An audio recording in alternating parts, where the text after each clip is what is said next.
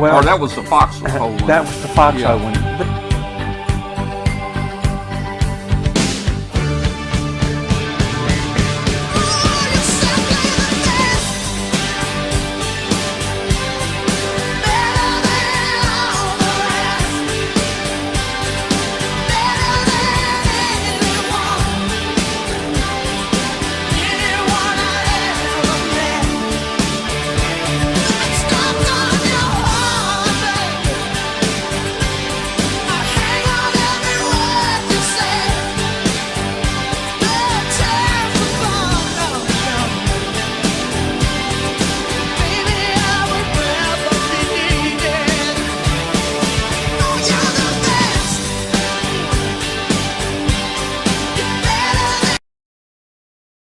All right, welcome to everybody out there. This is Amateur Radio Roundtable. I'm Tom, W5KUB, and this show is all about ham radio. And if you're out there listening on International Shortwave on WBCQ, we'd love to hear from you. Send us an email to tom@w5kub.com. Tell us where you are and how you're hearing the station, and we'll get you a QSL card out to you. Let's see what's going on. Today is July the 20th. Man, the time is flying, it seems, here recently. I don't know why it's going by so fast. I guess we're all just really busy. 40 meter net tonight. Sounded like it was terrible. I'm not going to say what it sounded like. It was terrible tonight.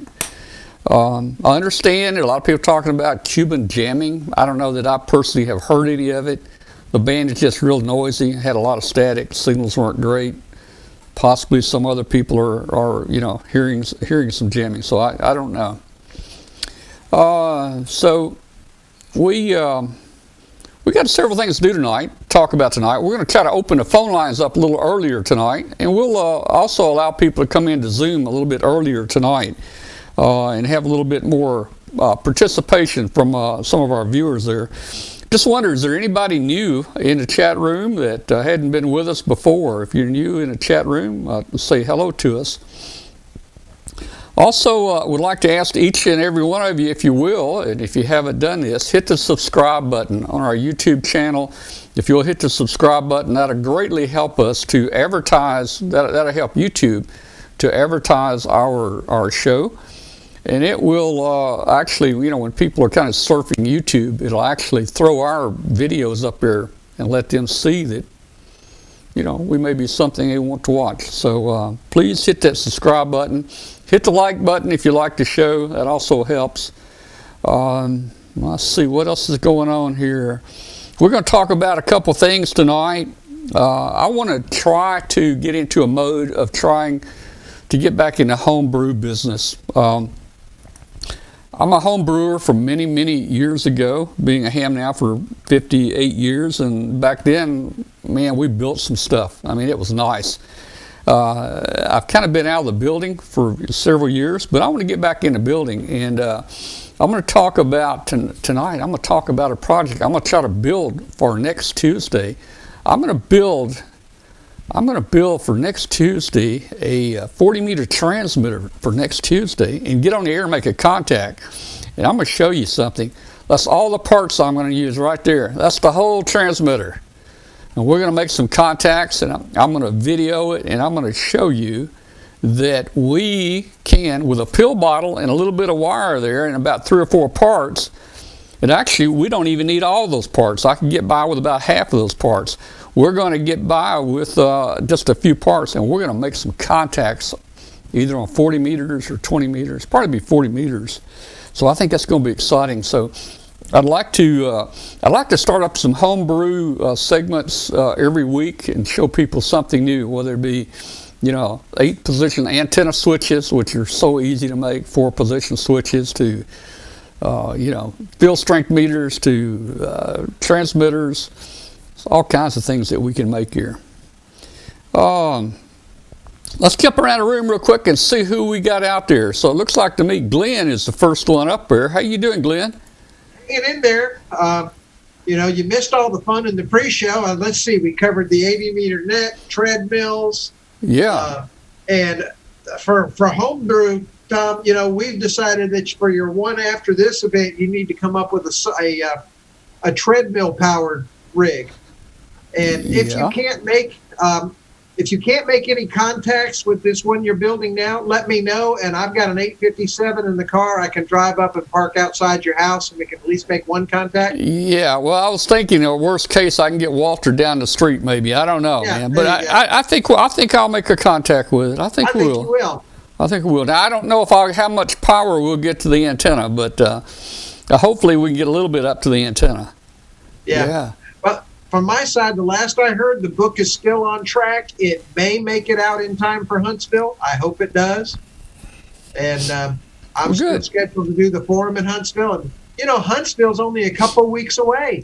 It is, and we're going to talk about that tonight. And I saw Mark Brown in the chat room. Mark is the chairman of the Huntsville Hamfest. And we're going to talk Huntsville tonight. I don't think Mark's going to be with us tonight. He's going to be with us in a couple weeks to talk about it. But, hey, I think that's probably one of the best Hamfests in the country, and we're going to talk about it tonight, even if Mark is not with us tonight. Oh, it's always been one of my favorites, but I lived in Birmingham for a long time, so it was only a 90-minute hop for me. Loved it. Yeah. All right. Katie, you there, Katie? Katie and Dwayne, are y'all there? Come on in here. We are here. Look at there. There we go. Hi, everybody. All right. Last week I had a visitor here in the shack. Was it last week? No, we had fun watching. Yeah. Yeah, and as a result, we've landed that job, so I'll be back out there in the fall. Oh, good. Well, good. So good. Well, Katie, how did that feel to watch Dwayne on the show from the studio?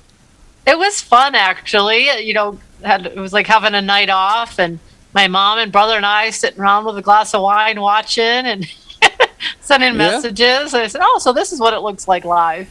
Yeah. But I think he did a good job being in studio. Well, I think so.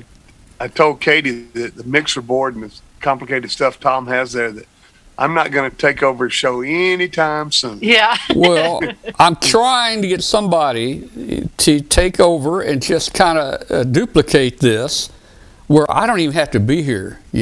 Right. Somebody I can probably automate the process, but I can't take it over. And all. It's just too much commitment for me. Well, I'll donate the speech synthesizer. Yeah. There you go. Yeah. Well, I do need someone that can actually stream a show some night. Now, it's a little bit more difficult to bring in guests into the show. Right. Like, for instance, with just a single laptop or something. But I am going to need in the future. And maybe you guys can do a show one night, or Alan can. And what I'll do is just have you guys stream directly to YouTube, because there's going to be times I won't make it here, and I need to be gone. For instance, in September, I'm going over to and be actually I'm a keynote speaker at a new Hamfest. It's called the East Tennessee Hamfest over in Sevierville, and while I'm over there, that's only 2 hours from our home over in North Carolina. So we'll probably just go over there and spend a few days. But guess what? That takes me out of the studio here. Now, I may do this. I may stream the show from over there and just be me and show you some pictures and things we went through, the weekend prior at the Hamfest. So I might can do that. But you guys get ready. We're going to put more pressure on you guys to actually do more streaming and do the show without me. I just saw in the chat room talking about the size of your studio there. Our Mike N7 Zulu Echo Fox. He says the fancier you make the plumbing, the easier it is to plug it up, and that would be the words of Mr. Scott. Oh, okay. From Star Trek. All right. That's awesome. And I will say this, Tom. Do you really want me in charge of an hour of the show? No, actually, I want you in charge of 2 hours. I want you in charge of 2 hours of the show. There would be nothing left to come back to. Well, and I mean, you guys, you could at least answer, put together a little presentation, talk about something. At least you could communicate with people in the chat room, and it'd be a friendly night of, interfacing with our viewers out there. Yes. All right. Well, I'm not sure where we're going to get started first. Hey, let's talk baluns. And before the show, I was talking to Dwayne and Katie about this. I've got a Delta Loop antenna up out there, and I put a 4-to-1. I think I got a 4-to-1 balun on it, and that's not unheard of.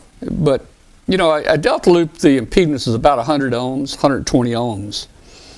But even with a 4-to-1 balun on it, that takes that balanced antenna and converts it to the unbalanced line. So it actually does some good to have that on there. But I was just thinking the other day, and I called Robert Rumsey. He has balun designs, and he makes the best baluns in the world. And I said, Robert, I want a 2-to-1 balun. I want a 2-to-1. 100 ohms to 50, and I'm going to actually put this on there, and I'm going to actually put some new wire up. The wire I have been using for my Delta Loop, it may not be the best wire. And Dwayne, you probably are familiar with this wire. This is a military field wire. It looks like a zip cord. It's black. It's on a big old spool. Each is, it's 2 conductor or 2 sides, and each side has about it has like 4 copper strands and 3 steel strands. Do you know what I'm talking about? I know exactly what you're talking about. We used to use it to connect the field phones together. Yeah, exactly, and that's what you can't break it. A tree limb fall across it, it will not break, man. It won't. It's steel. Yeah, the thing is that with steel in the wire, the velocity factors change some. So you may want to be experimenting with that. One of the best wires out there is one of your guests on the show, Mr. Hohensee. He has some really good wire that doesn't stretch, and he uses it on the ends of his double bazookas. Yeah. And if I had my druthers, I'd grab some of that. Now, it's not cheap. Yeah, it doesn't stretch, and it has a velocity factor of coated copper, so it's in good shape there. Yeah, well, I probably, I'm cheap. I use just about any kind of wire, but I'm gonna put up probably some number 12 copper wire. And you're talking about Emmett and his antennas. I mean, look, I've got one of his double bazookas right here. It's been in my closet for about 2 years, and I keep wanting. It's time to put that thing up. I keep wanting to put it up there, but I've got so many antennas up right now. But hey, the double bazooka is a very broad antenna. We've got those. It's a very broad antenna. That very antenna that I'm going to be putting up. It's a good antenna. So I'm going to swap my balun out to a 2-to-1. I probably won't tell much difference, and I am going to change the wire out to just some real good copper wire. Actually, if you use new wire, it's got more electrons than the old wires. Well, this is kind of old. Contacts. In fact, I always repurpose. If you remember, you guys remember the tree as the antenna experiment? You remember the big coil that I put around that 6-inch pipe that we put around the tree? Yep. I had about 130 feet of wire on it. Well, that's the wire I'm going to use now. When I take it off that coil, it's going to have, I'm going to have to kind of stretch it out, or it's going to kind of.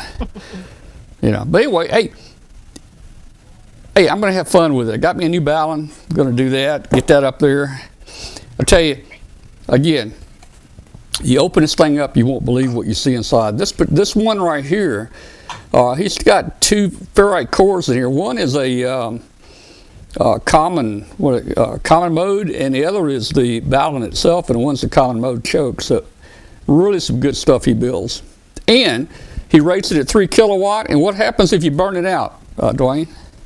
Well, I was going to ask you if you'd let me tell my story. Go tell a story, man. We'll start with the start of the story, in that I bought a Brand X off-center fed dipole, and good for full legal limit, it said. First RIDI contest I was in, like 20 minutes into the contest, the balun just went belly up. The SWR went off.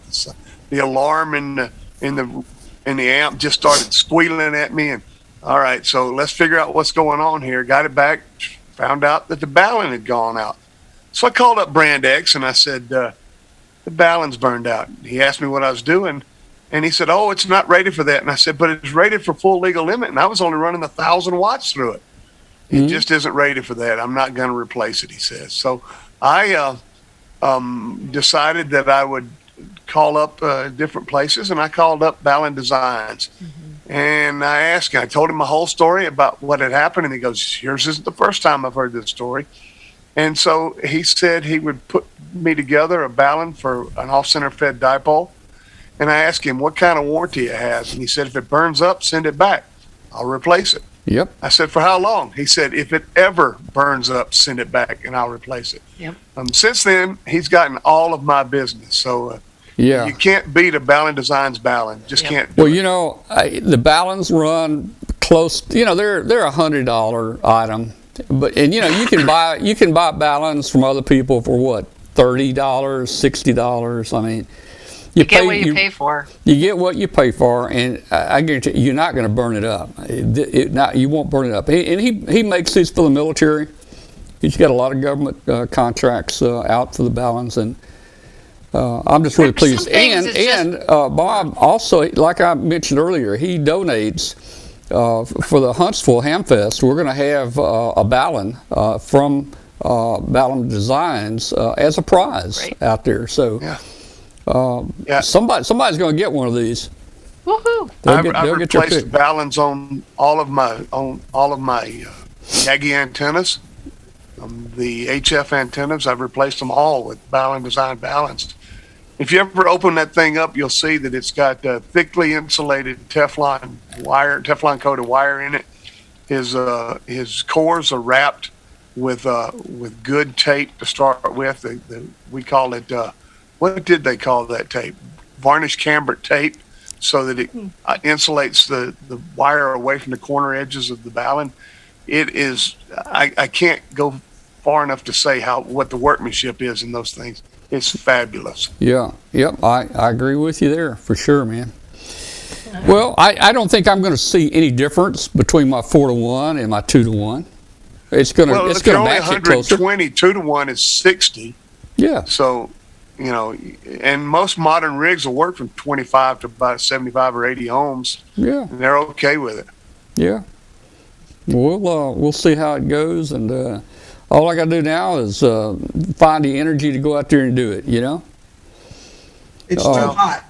It is hot outside, guys. It's hot, and let me show you. It's hot out there. Here's the kind of stuff I get into around this house all the time. Look at there. You know what that is? Mulch? Yeah, that's bags mulch. of mulch. That's I mulch. saw them. That's mulch. Yeesh. That's about 1/10 of what I need right there. That looks like somebody's birthday cake. Yeah, that's you know, it's about that's the kind of stuff I get into out here. And the other pallet actually had concrete on it. I had sacks of concrete there, and the reason. I hope you got a big bottle of Advil with that. And the concrete, look what you see that right there. You know what that's for? A new air Power conditioner. base. I'm going to put me a automatic home generator in. Oh, nice. Yeah, so you know, when my electricity goes off for 48 seconds, I will have electricity, man. Wow. So what company's? I'm putting a Generac in. Yeah, Generac makes about the best one for homes. You know, you can buy more, you can pay more for them and buy some really big commercial rigs.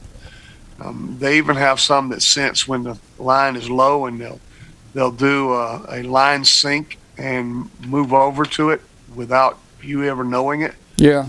Well, they're getting really smart. You know, it's got all this Wi-Fi stuff on it now, and it's got sensors, and it actually will balance the load. I've got 3 central air conditioning systems here at the house, and it'll actually balance those air conditioners where if you need to, they won't all be running at the same time.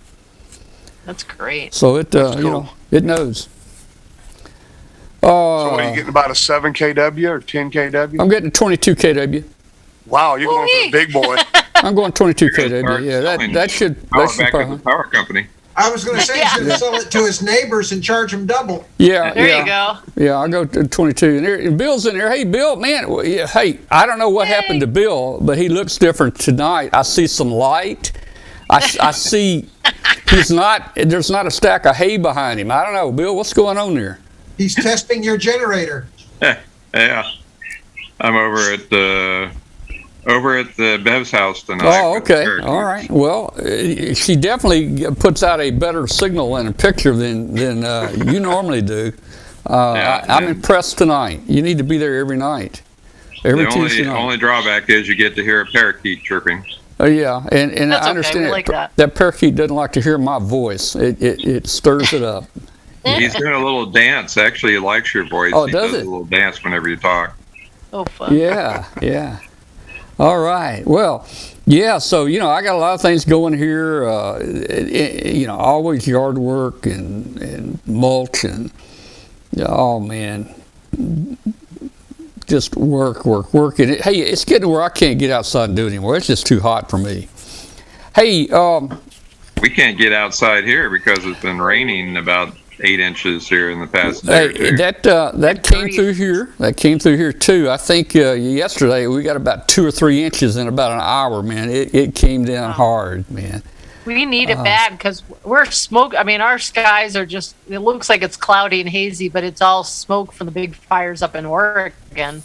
And the air quality is just terrible right now. And we could definitely use some rain around here. Yeah, I got a call from the mill in Iuka where I was the other day, Tom, and they actually had the basement flood. So, and when I say the basement, it's just a level pad under the mill, really.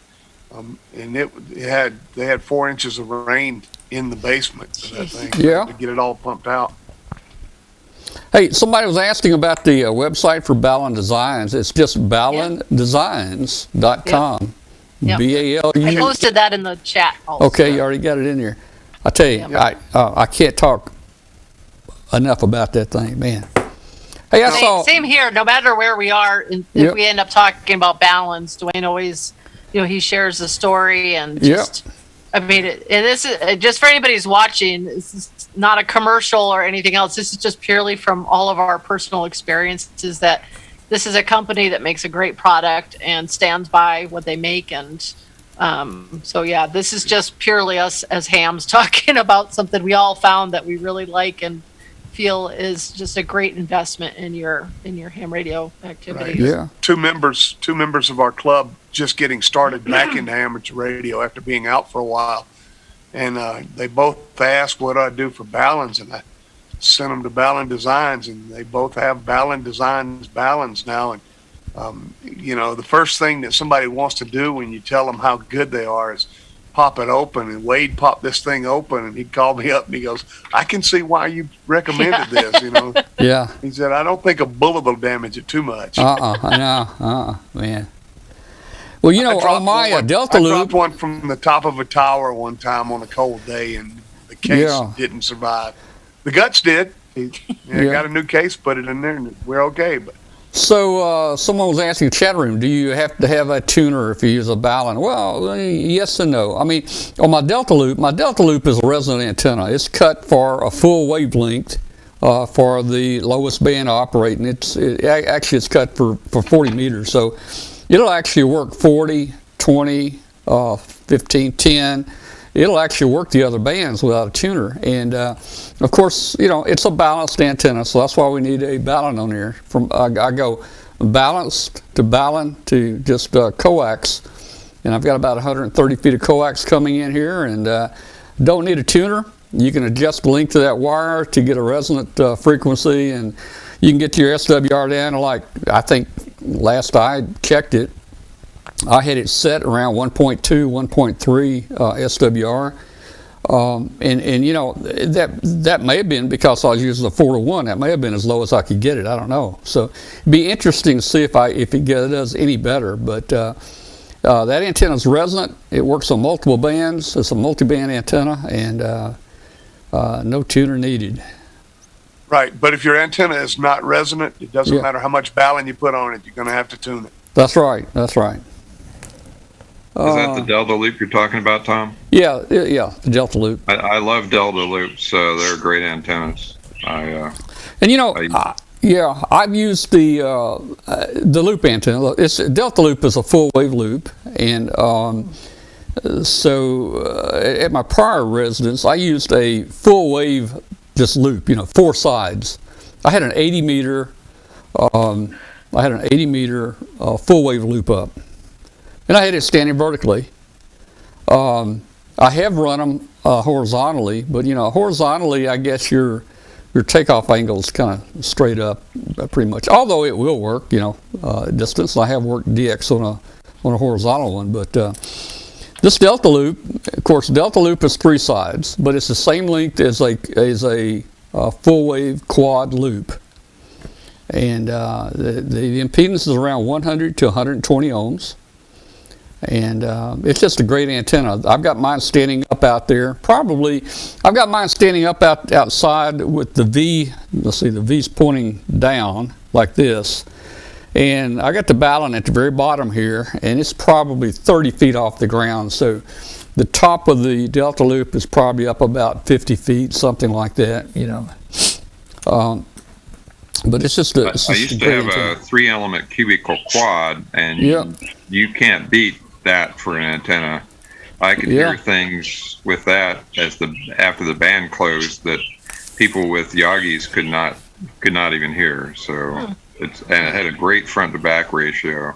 And the quad is an easy antenna to match, and it's easy to build. And even now they're making the VHF 2 meter beams, basically quads. I know Emmett at Radio Waves has a VHF and a UHF Yagi that's built out of the quad loops. We talked about this before, but the Quaggy is a great antenna where you have the reflector and the driven element as a quad loop, and then you have directors, flat directors from that point forward. And on the 440 band on 70 centimeters, it's actually not a very big antenna, and it's easy to make out of a 1x1 piece of wood. And as you go up higher in frequency, I have one for 1200 megahertz that's little tiny loops, and it works great. It's got great gain, and they're easy to build. Nova Antenna makes that's their bread and butter is those loop fed arrays that they have. What's the name of that place? Nova Antenna. They're out of England, out of UK, and they make basically they make 2 meter and above antennas. They do have some HF stuff, but they use a LFA. They call it loop fed array.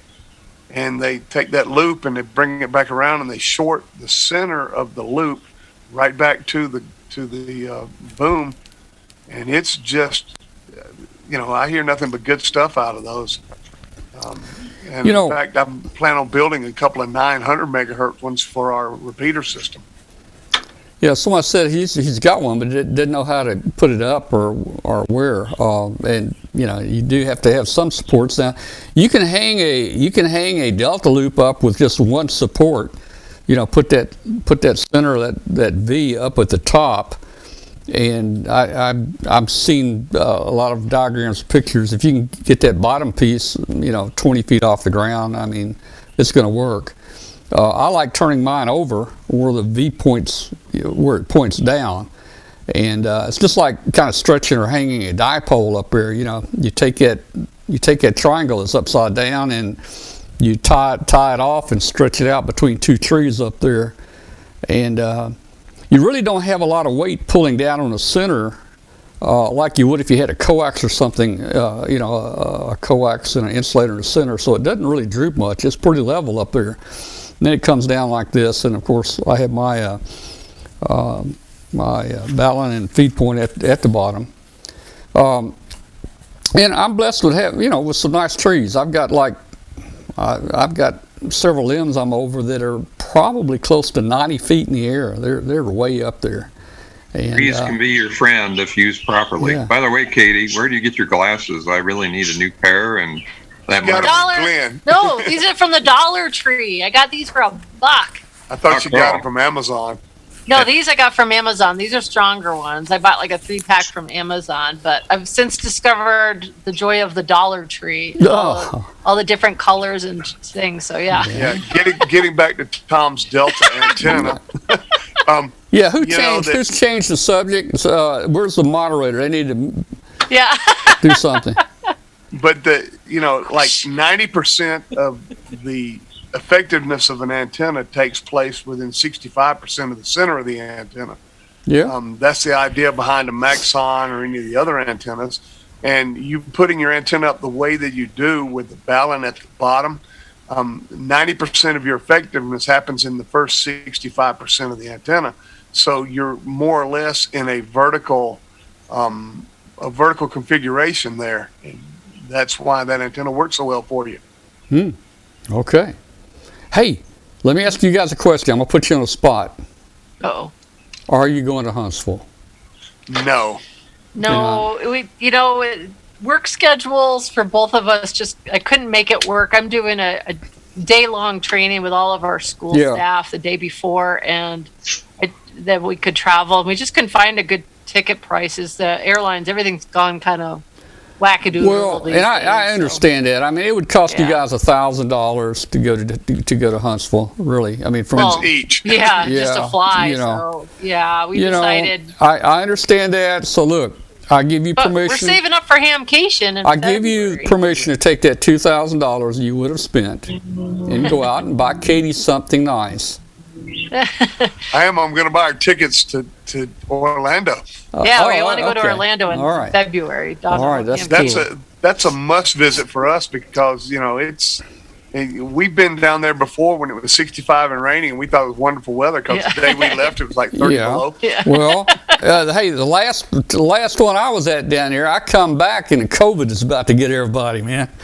That was the last Hamfest we've been to. Yeah, we left from the Hamfest, went on that cruise, and Princess Lines is the one that had all that COVID and over in Japan everywhere, and we got off that cruise ship. It was just starting to hit the U.S. pretty good. We really didn't even know what it was, but wow. So, hey, let's talk Huntsville. Do what? What, Bill? I was also going to mention that I did go to the first Hamfest I've been to in over a year. And we had one here in Coleman, Alabama at the county fairgrounds.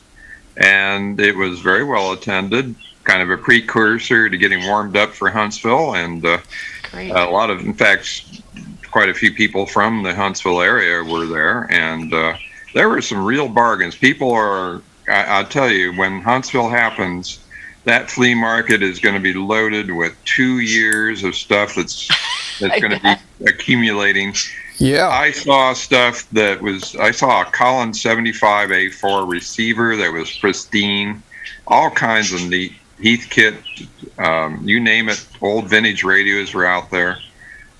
Just in that small Hamfest, there was all kinds of stuff, all kinds of bargains. So I'm really looking forward to Huntsville because it's going to be great and a lot of good stuff. Well, and I'm telling Mark Brown, I'm thinking, now, I may be wrong, but I may be right. They ought to make a song about that. They should. Yeah, but I'm thinking the Huntsville could be bigger than ever this year. Now, Mark, he doesn't really buy that. They really don't know. But, since everything's been closed down 2 years, and Huntsville's a pretty significant Hamfest, I think there could be a lot of people attend it just because they haven't been to one in a long time. Now, we're gearing up for Huntsville, guys. Again, it's not as expensive for us as it is Katy. It'll probably cost us, $500 or $600 to make the trip. But we're going to go. We love it. Huntsville is probably one of our favorite Hamfests, and we've already got quite a few prizes lined up that we're going to be giving away. For instance, reels of LMR 400. I'm sure Dwayne would probably like to win that. Reels of LMR 400. You can send me a whole roll of that. I'll be happy with it. Handy talkies, just all kinds of stuff. We got a lot of prizes, and we've never done this for Huntsville before, but I'm going to do something a little different this year to try to raise just a little money for the trip. Bob Hiles has donated several prizes for the Huntsville Hamfest webcast. But I'm going to do this. Here's a classic. This is from the Deco series. Bob Heil sent me this. This is the Finn, And you can see what the mic looks like. It's a really heavy, well-built mic. And look, it is autographed. It's autographed by Bob Heil. I tell you what I'm going to do, guys. I'm going to put this prize up as a fundraiser. I doubt we'll get much money, but I'm going to have to pay the shipping on this, and the shipping on this is going to be $15 or $20 probably. So anyway, here's what I'm going to do. For anybody that wants to donate to our webcast for Huntsville, and you'll donate $5 or more, we're going to put your name in a special drawing just for this microphone, this Bob Heil microphone, and you can win it. Hey, if 5 people donate $5, you're going to be 1 out of 5 that gets picked for this. Now, and we'll do like we've done before, like at Dayton. For every $5, we'll put your name in here each time. For $10, we'll put your name in here 2 times. For $20, we'll put your name in here 4 times. Now, if there's only 5 people that donate, and your name's in here 4 times, you got a pretty good chance of winning this. So, and guess what? Whatever money we get for this, it'll probably pay the shipping.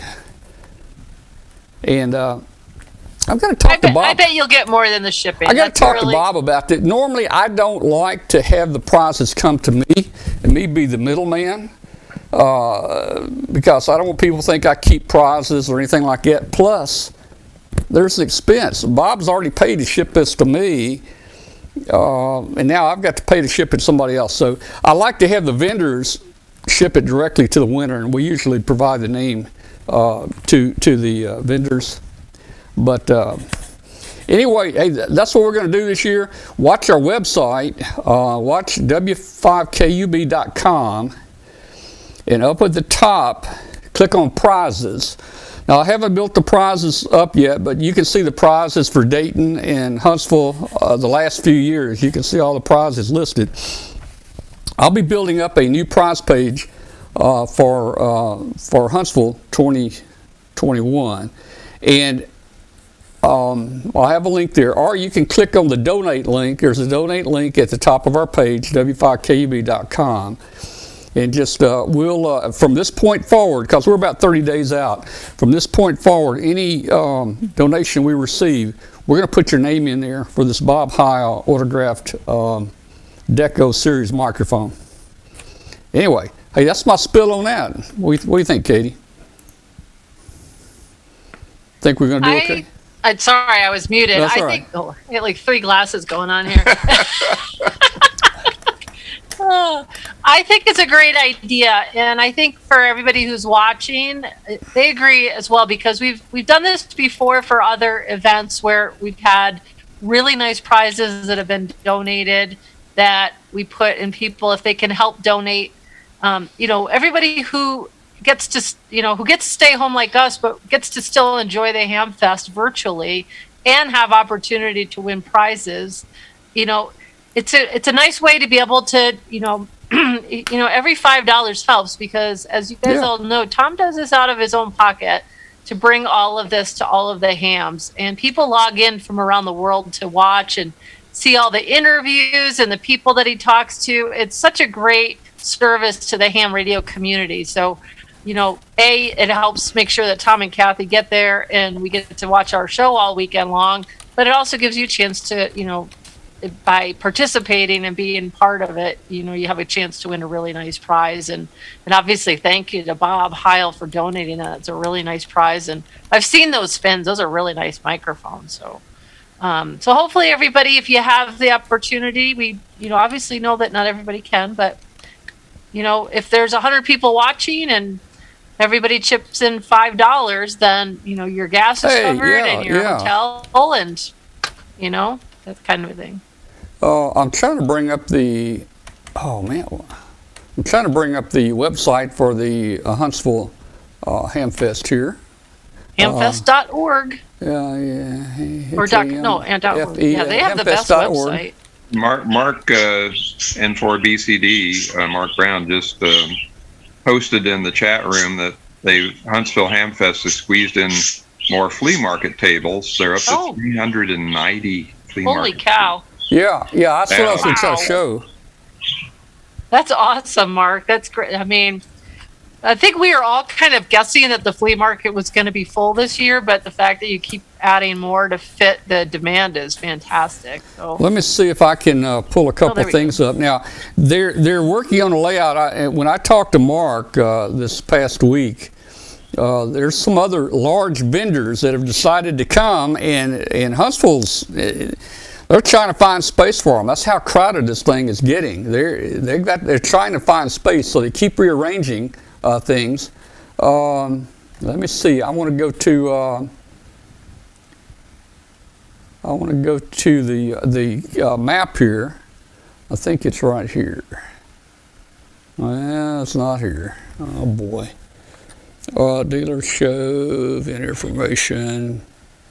yeah, I think it's in the dealer area. Where's your producer? She's the one that does your thing.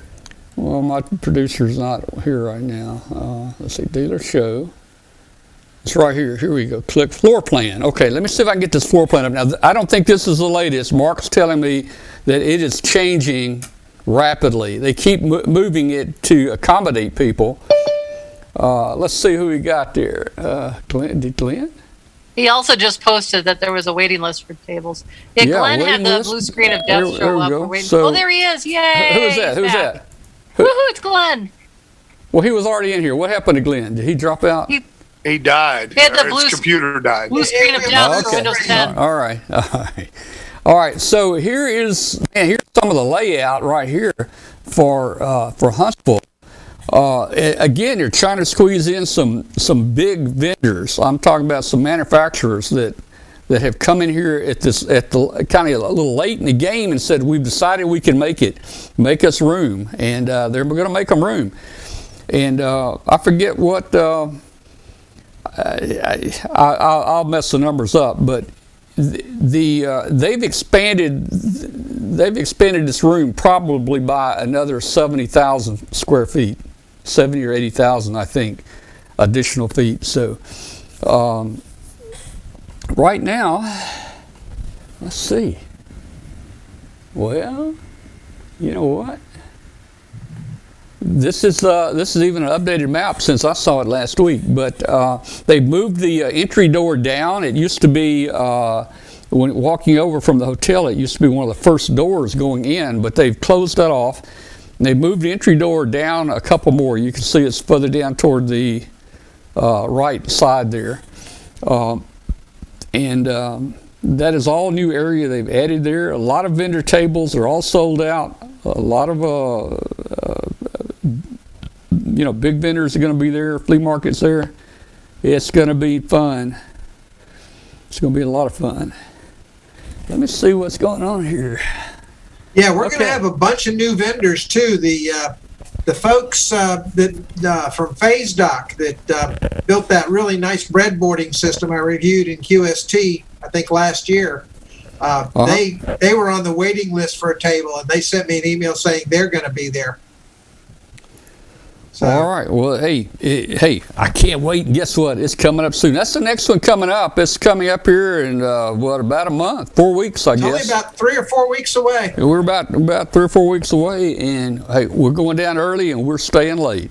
We love I'm it going down down there. Friday myself. We love it down there. We love it, man. We're gonna have fun down there for sure. And we need to get everybody together and do a Friday night show or something. We could do that. We could do a live stream. We could do a live stream from the hotel lobby that night. Yeah. Get everybody together, and we could do something.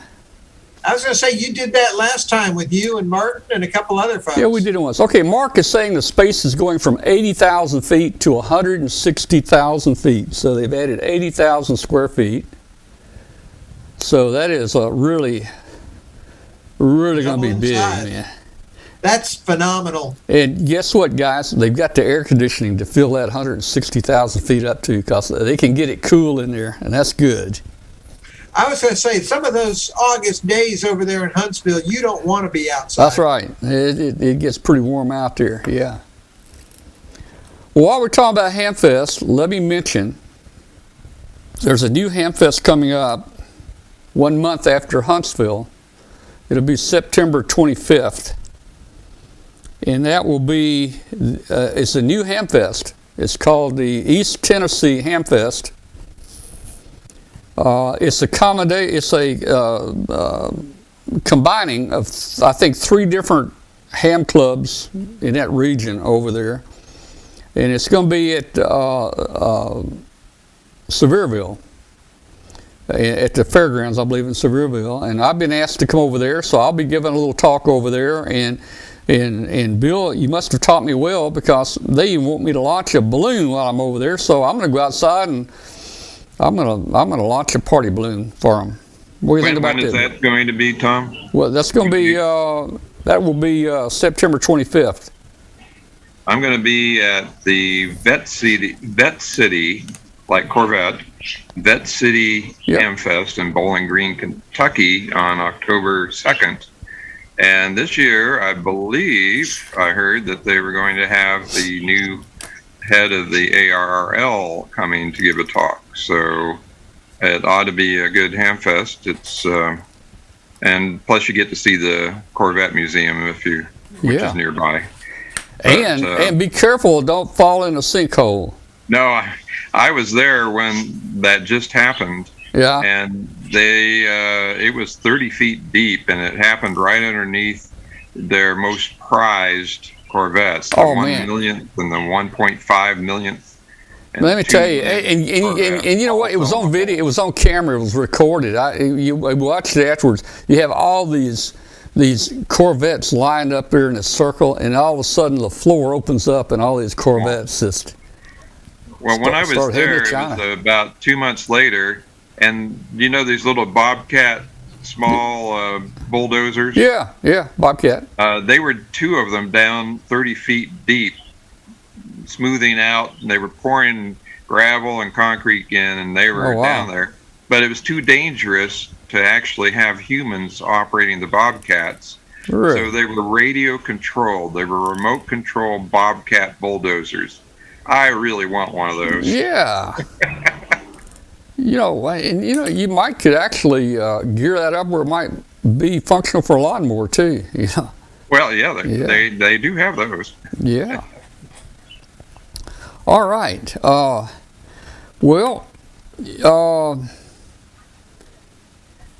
Again, I'm excited. Sounds like we've got some really good Hamfest coming up. Yeah. And I'm really looking forward to it. And I may have to try and come over to that one in September. That sounds like it'd be a really fun one too. We don't know how large it's going to be yet. They're combining 3 groups together. Hopefully it'll be big. They think they might pull 3,000, 4,000 people. So I don't know. It might be a good one. We're going to have a Hamfest here in Wyoming in October, and Mike and 7ZEF was asking earlier in the chat if we're going. So we have our Devil's Tower Amateur Radio Club meeting this Saturday, and going to kind of see if we can't convince some of our fellow club members to venture down to Cheyenne, Wyoming for that weekend in October. Be a great chance for them to get to meet other hams in the state, and here's some, they're still building the forums and what have you, but we're excited just that we got another Hamfest finally in the state. We haven't had one here, obviously, in a few years either. Not only from COVID, but also just, one of the problems with us here is that our population is so small. So our clubs, we feel like we're kind of doing pretty good with, 15 active members, but, you need more than that to actually pull off a convention or Hamfest. And that's the problem, we're so far apart, it makes it really challenging for people and expensive to be able to travel, and depending on when you hold it. Like right now, even in our little town, I mean, the hotel rooms are going for like $200 a night. Yeah. They're just little, drive up, motels, but it's tourist season. So you got to plan your stuff around tourist season too. So that's why our event, I think, is probably in October, but really looking forward to that. And no, Katie won't let me shoot tourists during tourist season. Can't figure out why. Stop that. Well, hey, Mark just said that they had they've up to 390 tables now in the flea market. That's quite a large flea market. 390 tables, and they're sold out. Yeah. They are sold He also out. made a correction. It's up to 140,000 square feet. Yep. So John So there that- says he needs the LMR 400. John, you might have a good chance of winning it. Just tune in, and it will be shipped to you. Put me if down you for a put it roll, in. Tom. Put what? Put me down for a roll or two. Yeah, I You okay. have to log in and remotely. So at Huntsville, they're actually going to prove that you can cram 12 pounds of corn in a 10-pound sack, right? You got it. Let's see. Is that a Southern thing? No, All right. it's usually something else that they cram into something else. But, No. but that's a polite way of saying it. They're going to cram 12 pounds of corn in a 10-pound sack. We may have to beep You're that. on a roll I'm tonight, not sure aren't what you? it is. I don't Who think invited him? I've never heard that, but I know that Glenn has because he nodded. He's heard it before in real form. Yes. is that Hey, I'm from Mississippi. is that something you'd use in the Marines? It's something you use everywhere when you try to get too much stuff in too small a space. Oh, Yes. okay. All right. Well, all right. I don't think that's really true because they just expanded the space and they got big wide aisles for. Yeah. So they put 12 pounds of stuff in a 10-pound space. No, All they right, got I more disown space. both of They you. got more space now. They're putting more space. Hey, I'm excited about this, guy. Let me go back this real quick. Hey, next week, and maybe I won't get off track here. Next week, guys, this is the project for next week right here. That is going to be a 40-meter CW transmitter right there. The pill bottle, 9-volt battery, everything. That's the Are you entire. What was that? Are you going to use a color burst crystal for the? No, For your no. Color burst would be 3.5 something, or I mean, Oh, okay. no. This will be in the QRP band, the 7023, I think. You can see the crystal. I got the Okay. crystal right there in the very bottom center. If you look real close. Yeah, 7023 is what all the Pixie boards come with. And it's not going to take but about half that amount of wire. So the pill bottle is going to be the form, and we're gonna build this transmitter up. I'll film it. I'll video it. I'll video making a contact, and we're going to show you next week. And in fact, I've looked at this thing. I could eliminate a couple parts out of there, and this thing would still work. I think I could eliminate that little capacitor right there. It would still work. I could eliminate the BNC connector. It would still work. Let me see. What else could I eliminate? Let me You look could take here. the 9-volt battery away and use a power supply. Well, I could, but I mean. Well, this is exactly one of our projects we're looking at for this fall is doing a building of 40-meter kit, Oh, really? little kit like that. Yeah, Well, we're but this looking is- at the this is- QRP Labs kits. Yeah, Yeah. this is very But basic. I want to see what he's doing because that might This be is going to be very basic, though. You'll have much more radio with the QRP Well, that's Labs. It's than just to this. get some hands-on experience. Yeah. Plus, So- we all have plenty of pill bottles laying around. So Yeah, this I have a thing friend will who- run. It will run up to about 500 milliwatts, and typically you could use a 2N2222 NPN silicon transistor or a 3904. Actually, the little transistor I picked out there, it's a little metal case, and the reason I picked the metal case out is I've got some little heat sinks I can slip over that metal case right there. This I will. have a few of those if you Yeah. don't have any heat sinks. Yeah, this will I be was gonna say, who does about 400. Well, at 12 volts, it's about 500 milliwatts. I think at 9 volts, if we can get 300 milliwatts out, but I'm not sure if I can make that 300 Yeah. milliwatts make it to the antenna. I don't know. Yeah. Tom, So, there's Tom, a if you- comment in the chat room. This will conquer the Cuban Yeah, jamming on yeah. 40 meters. Well, this will slip under. This will slip under the Only- Cuban radar right here for Yeah, sure. only if you use Dwayne's full limit balun with a full limit amp. So, There you go. Yeah. so Tom, Yeah. could you replace your transistor with something like a TO22 case? Get up to closer to 1.5 watts out? Well, possibly. I mean, yeah. I mean, you could keep putting bigger and bigger parts in it and running more and more current through it. I think you probably could, but we're gonna try to go minimal, whatever the word is. We're gonna try to make it. We're gonna make it small. 5 Okay. parts. We're gonna talk across the U.S. with 5 little bitty parts.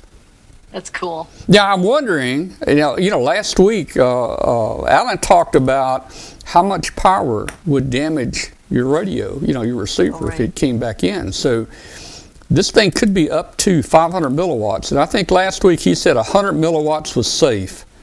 Anything after 100 milliwatts probably is not safe. So I probably will just use an antenna switch to switch, this transmitter in and out with the receiver, because I don't want to take a 38 cents transmitter and wipe out my 7610. I don't want to do that. So. Yeah. So when you get ready to fire that up, send me a text, and if I'm around or available, I'll jump on and see if we can't hear you. Yeah, There was a guy that years ago in 73 magazine, he took a 28.322 clock oscillator, the ones in the metal tins with the 4 leads. Yeah. They ran off 5 volts, and they put out 28.322 was a very common one. And of course, 14.318, all multiples of color burst. And this 28.322 module actually put out about 50 milliwatts. And so he just had a Morse code key, a 9-volt lantern battery, and this clock oscillator, and fed it to his antenna, and he was able, and a straight key, and he was able to work all states on 10 meters, and still had enough charge in the battery to keep operating after doing that. And so it was just a matter, 10 meters was pretty hot at the time, it's starting to pick up. Just this last weekend, I started hearing real short skip on 20 meters, and that's a tip-off that 10 meters is likely open. 6 meters is probably open, and it was just open to Europe, and it was open all over the United States. And 2 meters was open to Puerto Rico from here for brief periods. 2 meters is really cool when it opens up, and it's pretty rare. But you hear it sounds like 20-meter pileup, and then it goes whoosh. You can hear the muff whooshing through 2 meters, just up and down, and waves, and then you hear this amazing pileup from thousands of miles away, and then gone. But it was high enough. I think somebody told me it went up to 174 megahertz a few days ago. But when you see short skip on 20 meters, that's a tip off that 10 meters, 6 meters, and possibly 2 meters is opening up. Oh yeah. Well, and I've got some of those little oscillators you're talking about, but they're not in the ham bands. But I think I've seen some on eBay. I may buy me some of those and play with them. Well, some of them are programmable. You can actually program them to any frequency within the range it's set up for. And so you can actually set up any frequency you want. Okay, I'll look into that. I'll find the specs on them. I think Epson used to sell them. I'll see if they still sell those. You'd think a guy that could work with Arduinos really good would be able to program a programmable VFO. Well, yeah, DDS I think is what it is now. Yeah. And by the way, Glenn may be falling asleep on. Glenn has been having to get up at 2:00 every morning and go to work. They're doing some major network upgrades and stuff. So, Glenn, we thank you for hanging in here with us tonight, because I know you got adrenaline. You got to go to bed at some point and try to get a few hours sleep. Well, I get to sleep in tomorrow. I don't have to wake up until 5. Oh, okay. Well, that's good. Woohoo! Yeah. But I'm wondering, Dwayne, you kind of brought that up. If he's talking 300 milliwatts, what would be the output of the DDS module if it's a 5-volt output? How many milliwatts can we get out of that thing? Probably 300 at best. Yeah. I'm thinking, we can do it with an Arduino and a DDS, and we can, give it a VFO instead of a All right. crystal. So All I right, can do here's it with the good deal. parts But too. then we could also pump that signal right into the base of a transistor, build a simple Yeah, a Class little A amplifier. and get up to Yeah. about 3 watts. Yeah. Oh, yeah, or I could put it on my Alpha 86 and run a 100 watts. I don't know. Hey, look, hey, I got an idea, guys. You know, we always on this show, we always try to do the impossible. Hey, Pick it up. here a we go. notch. They're talking about pirate with a potato. Pirate. Now, I don't think we pirate with a potato, but guess what? I A think lemon would work. I think you could take some lemons and series those lemons. Maybe series parallel, you know, a bunch of lemons. I think we could get enough power out of lemons to run it. So, if I can make this thing successful on its 9-volt battery, and if we can make some contacts with it, then I'll have our producer here get a bag of lemons, and we will work on lemon power for the next show. Well, now, Tom, everybody has done a lemon transmitter. Well, have they? I haven't. Yeah. I want to see you do a lemon amplifier Well, and get at least 10 watts out of that thing. He needed a whole tree you know, for that. yeah, Slim, a whole Tom, lemon tree. Yeah. If you take your plates, make your battery plates up, your copper and zinc plates, yeah. and wrap them into a roll of paper towel so that you go, you know, copper, zinc, copper, zinc, copper, zinc, copper, zinc as you roll them up. You could probably get 12, 14 volts out of that with one lemon in the juice. Well, I'm not sure about the copper current. zinc. It sounds like a Why song. don't I just drop the zinc in whatever? Why don't I just drop it in a solution of sulfuric acid and water? You know. Yeah, the trouble with sulfuric acid is if your battery is too simple, it'll just eat Yeah. the Well, anodes you right have to make away. a quick contact for sure. Yeah. Yeah. Hey, Glenn, I do have the perfect chip for you that's good on all HF bands, and that would be the SI 5351A 5351. Labs. And there's already libraries to set those up for the Arduino. Yeah. But it puts out about 10 to 12 milliwatts, so then you would have to, and that's what Tom has been using in his Yeah. balloon transmitters. And I But measured. you have to amplify You know, that up, of course, but then it's frequency agile. And I it's a pretty measured- cheap chip. The chip itself costs about $3. I measured. I think 11.7 milliwatts. In fact, my That's new about right. analyzer. Actually, I can take it off DBM and I can put it in watts, and it'll actually read the wattage there. It was last one I read was I think 11.7. So that's pretty cool. Yeah, if I'm not mistaken, that's what the BitX radio uses is the 5351. Don't know. Yeah. Hey guys, let's everybody stand by just a second. We'll be back in a minute here. We've been having some fun tonight, so stand by. June kicked off hurricane season, and another rough wildfire season may be on the horizon. When natural disaster strikes, cellular towers and power grids can quickly become overloaded and down. Emergency comms need to be instant, reliable, and allow interoperation with other organizations and agencies. Amateur radio provides reliable emergency communications with the added security of system redundancy. In addition to our lineup of amateur D-Star digital HF and analog radios, our IC SAT 100 portable satellite radio and the IP501HM LTE radios are an ideal solution for the additional coverage. ICOM's IC SAT 100 is the perfect handheld satellite radio for use outside of cellular or network range. By operating on Iridium's constellation of satellites, quickly and easily connect with other PTT devices, even from remote areas. The IP501H and the IP501M radios provide instant wide area coverage over LTE. By using the LTE network, you bypass the need for a pre-existing infrastructure, allowing nationwide coverage without the added cost of building and maintaining your own. Connect to all of these devices and more, even systems operating on different protocols, with the VE-PG4 ROIP gateway. From land mobile and LTE radios to IP communications terminals and IP phone systems, they work together to form one seamless and uninterrupted network, ensuring your comms are received.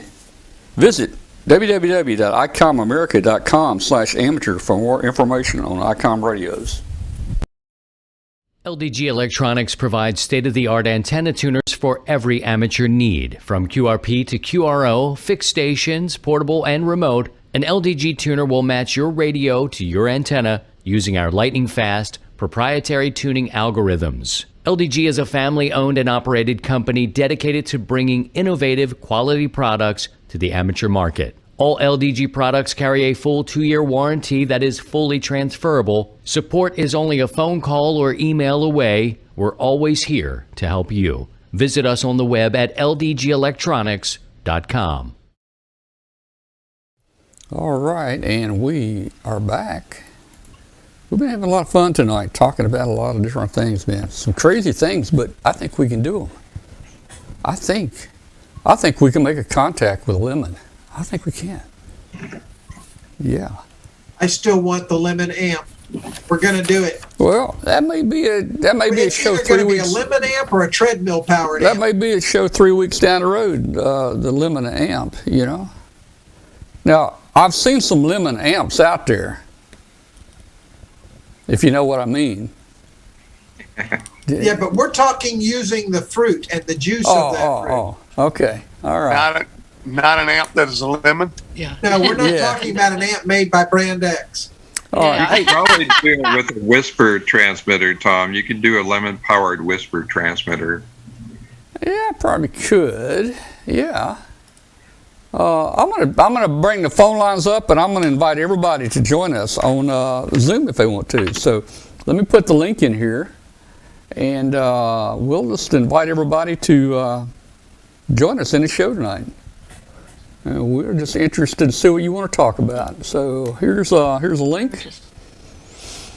And I bet our regulars will show up. yeah, and let's see, Katie. I think you are you a co-host? I mean, are you set up as a? I'm gonna make you as a co-host there. There we go. Okay. I'm gonna make Katie. Keep an eye on It's official. We just doubled your pay. Yeah. Thank you. Okay. So you can help Okay. approve people as they come in. All right. Join with audio. Okay, let's get the phone number up here if I can find it. I know it Make sure says you guys use your call sign when you log in if you can. It makes it easier. Make sure I know it's. Let's see, phone lines Legit. are right there. Okay. Ooh, I have the power. I can mute Glenn. All right, there's somebody in. There's Don. There's a Don. Y'all let him in there. Katie, I did. He's working on it. You can mute me whenever you want, but just remember every act.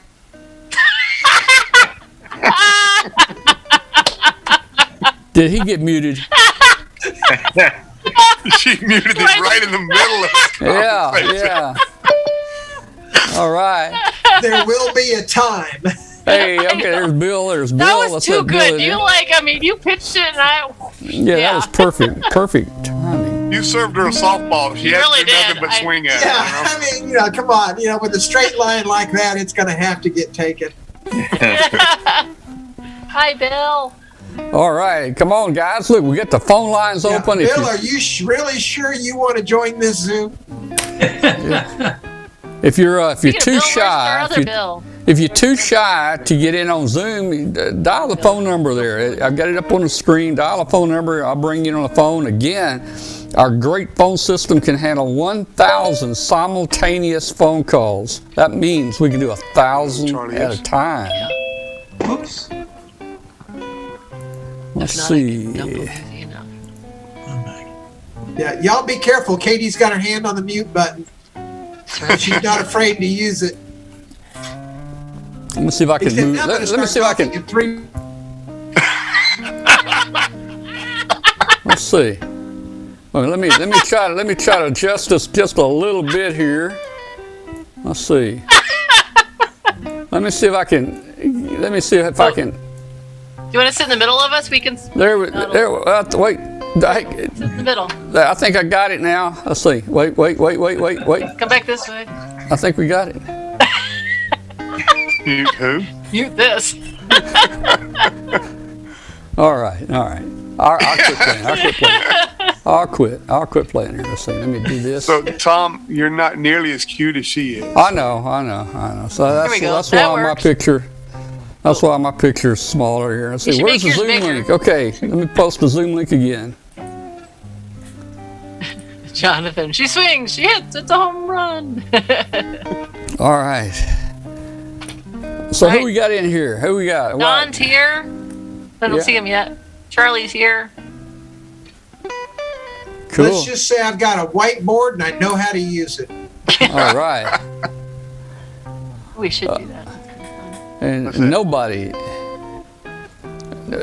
calling in on the phone. Is phone old style now? Is that like Yeah. old timey? Not You phone know? anymore. Yeah, What's going- everybody's doing Zoom these days. Yeah. Right. You know, you need to open up an FT8 line, Tom. Yeah. Yeah. What's Nobody going doesn't- on in your neck of the woods, Bill? Not a whole lot. I've been doing a lot of Parks on the Air recently, and a matter of fact, I'm doing a presentation on Parks on the Air for one of the local clubs later on this month. Oh, that's awesome. I just did a club presentation for who was it? Northern Kentucky Club, and got on Zoom. It was a lot of fun. I saw a few people I knew and a bunch I didn't, and that was really kind of neat. That must be Lonnie joining us. And he's muted. And hey guys, Oh, there if you guys out there have any suggestions for little projects or things you'd like to see, shoot me an email or put them in the chat room. Always looking for something There's to Bill. build here. We got Bill in here. Yeah. So Glenn, you got those fuzzy cats. Why don't you build one that runs off static electricity as you pet the cat? There you go. We can do that, except this one probably put out about 100 watts. Yeah. I probably would. Beast. That's a lot of cat. Speaking of a lot of cat. All right, we got some phone calls. Hey, we got some phone calls coming in, man. Oh, all right. Well, let's see. Let me crank the volume up. Let's see who's in here. All right, who's on the phone? Speaking of a lot of cat. Hey, Tom. Hey, Russ, how you doing? Hey, Tom. Thanks, We got Russ in here. thanks for Russ? having me in. Yeah. Hey, stand by, Russ. Stand by just a minute. I want to see who else is in there. Who else? Somebody from Dayton, Ohio's in there. Who's from Dayton? Hey, Tom. This is Cliff from Dayton, Ohio. KA8 Garden of Vegetables. Garden of Vegetables. Okay. Yeah, well, who was that? What's your name again? I forget. Cliff. Yeah. Okay, I got distracted here. Cliff, okay, you've called in before, and Russ has called in before. All right, let's Yeah. get some more people in here. Now, why did you decide to call in on the phone instead of Zoom? I need Because I was muted. Oh, you were what? Who is I'm it? hearing somebody listening to the show. If you guys have it on YouTube, mute that down so we don't Yeah, hear if you it. guys, whoever's listening there, if you can mute the audio on the video that's playing. Yeah, if you do that too much, we get into this time loop thing, and it's going to be like Groundhog Day all over again. Yeah.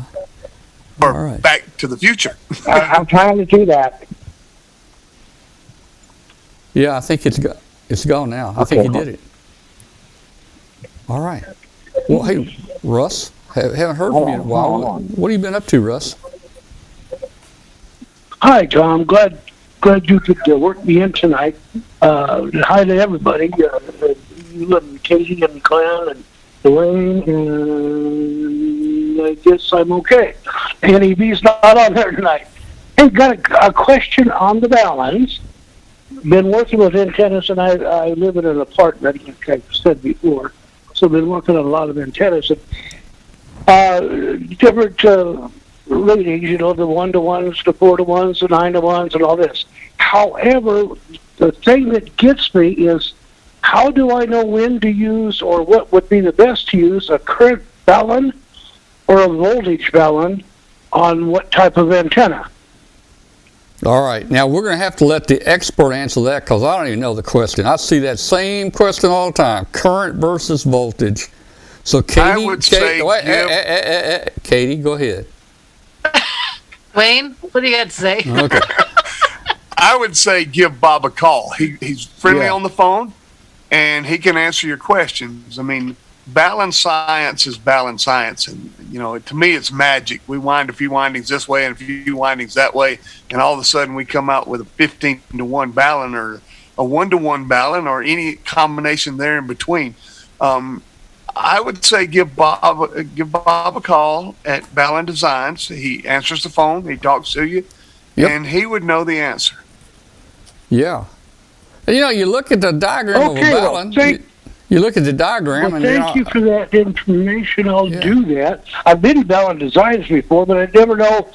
Okay, well, they didn't do this. A 9-to-1 works, or a replacement of 4-to-1 works better. But I see then one was a voltage balun, one's a current balun. So what am I doing wrong here, or right, or whatever? So I'll give him a call. Thank you for your information. Yeah, he'll be the best guy to talk to you about that. And you look at the diagram of a balun. I don't see any difference really between a current and a voltage balun, to tell you the truth. I mean, maybe I'm not looking at the right ones. Well, I did see that an actual current balun has 2 cores in it. What some of the cheaper companies do, you put 1 core in there and call it a current balun. Yeah. So, Katie, down. Or him up, okay. I'll still let somebody else in here. Thanks for your help. Yeah, you do it right here.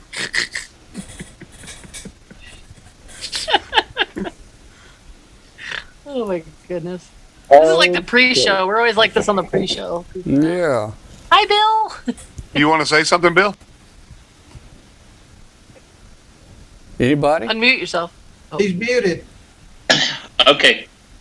When I upgraded to general class, okay, I went and had 65 feet of wire around my living room, okay?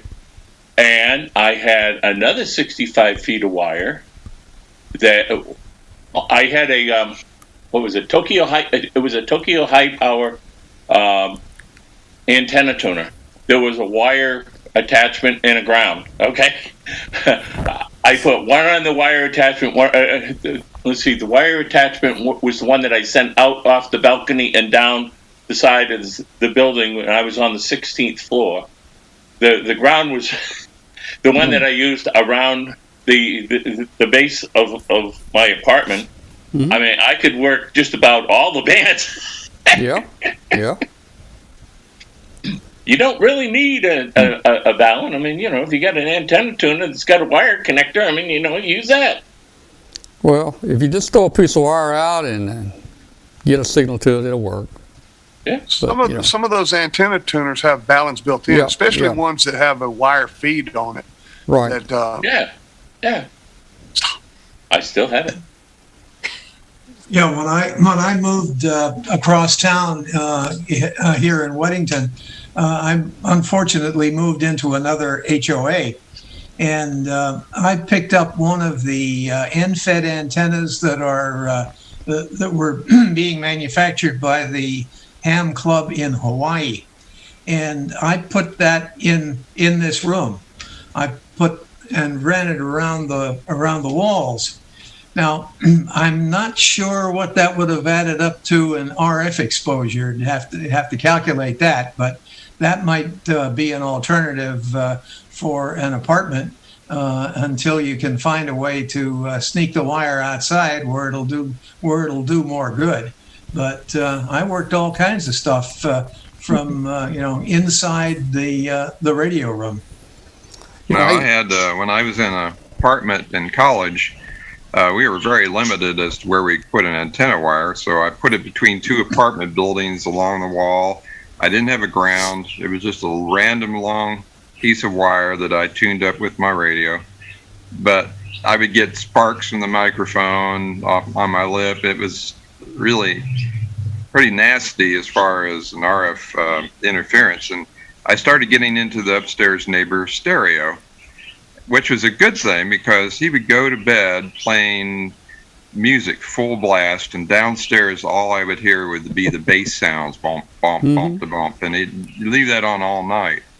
So I thought, I wonder if I could have Lovian modify his behavior with ham radio.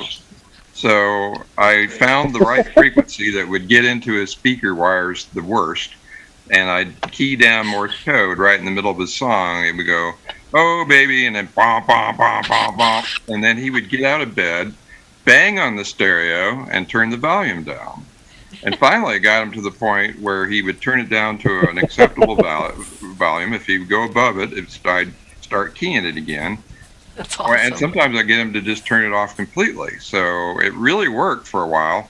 And then one day there was no music whatsoever. And I saw him in the hallway, and he says, "Hey, you're studying electronics. My radio goes bump, bump, bump every once in a while. And sometimes I hear voices in the middle of the song, these distorted voices. And, it was like my stereo's possessed. What do you think it is?" They said, I took it in and I sent it to the repair shop. I said, "Well, that was probably a good idea. But in the future, what I recommend," because I thought he figured out I did it, but fortunately he didn't.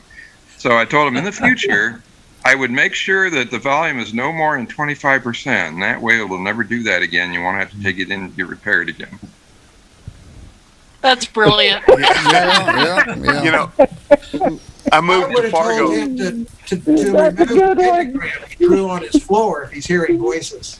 Yeah. Well, I also ran Mobile on 20 meters, and I was outside of, I think it was an IGA store in Maine, and I noticed that my 20-meter signal was getting into their speaker system for announcements. And so I said, "Oh, that's pretty good." So I said in a nice, clear, slow voice, "T-bone steak, 10 cents a pound, special." And then I ran in, and there was this angry mob in the deli department and the meat department demanding their 10-cent T-bone steaks. Oh my gosh. Yeah. When we lived in Fargo, when I moved to Fargo in 1997, I lived in the third floor apartment. And I asked the owner of the apartments if I could put an antenna up, and she said, "No way, no how." Well, idea struck, and about 3 weeks later, I asked her, I said, "Can I put a bird feeder up?" And she goes, "Oh, yeah, no problem, put a bird feeder up." And so I went to Walmart, and I bought a plastic bird feeder, put two little eyes on it, screw eyes on the top of it, and run a messenger wire out from my apartment down to the garage corner, and hooked it up on the garage corner, and I slid the bird feeder out on that, and the birds would come and eat. And it just happened to be, it was a wire that ran from the apartment down. So that was my antenna, and I did that for about 6 months, and nobody ever paid any attention to it. You see, I would have done it the other way and made it 100-foot tall bird feeder. Yeah. Yeah. Hey, everybody. Hey, Tom. Yes. Yeah. Yeah, I'm still here, but anyway, yeah, that's a good story there. Well, I'm not allowed to put up no outside antennas because people kind of be watching and stuff, so can't put up no outside antennas. I have to use an indoor one myself. I don't have one up right now, but that's one of the things I'm going to be looking for in Huntsville. But anyway, hey, you got to have the W5KUB orchestra there, like you did a few years ago. You gotta bring them back. They were a good group. I watched you live there on the stream, and with Don. You're talking about 85W. Yeah. You're talking about bringing the band you gotta back. Bring them back. We're talking about bringing the band back. Yeah. Yeah, the Booze Brothers. Yeah. Let me see if I can find them. Let me see if I can find them here real quick. Let's see. Wasn't prepared for that tonight, but yeah, we need to get the band back together for sure. Yeah. Let's see. That I am looking forward to that. This will be my first time going to Alabama and Huntsville, and I'm going to make a little vacation out of it and everything. And I'm going to look at some of the sites and go see the convention and everything like that. And we miss you folks here in Dayton. Next year we're having a convention, no doubt about it. They're putting it together as we speak. So, okay. and everything. All right. Well, look. So that's hey, all hey. right. The good idea. Good idea. I will try to get the band back together. Here we go. Listen to this. You talking about the band? Here we are. Coming to you on a dusty road. Good loving, I got a truckload. And when you get it, you got some. That's me on the saxophone back there. 'Cause I'm coming, I'm a soul man. I'm a soul man. We did that during the Hamfest. I'm a soul man. It had not closed yet. I'm a It soul closed it far. man. Got what I got the hard way. I'll make it easy each and every day. Don't worry, don't you fret. Cause you ain't seen nothing yet. I'm a soul I'll tell you something. It took me a long time to learn to play the I'm a sax like soul that. man. I want you to I'm a soul man. I'm a soul man. He's going to play the harmonica. He's going to play the Now listen. harmonica. Watch him play the harmonica when he comes out. Watch this. I was educated from some good stock. When I start, I just can't stop. I'm a soul man. I'm a soul man. I hope I don't have a lot of I'm a soul man. You guys hear music. I'm a soul man. Well, grab her over Watch this. and I'll pull you down. Keep We're holding not ready yet.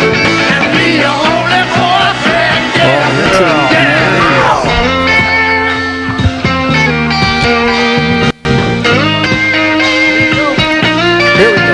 Watch this. The harmonica.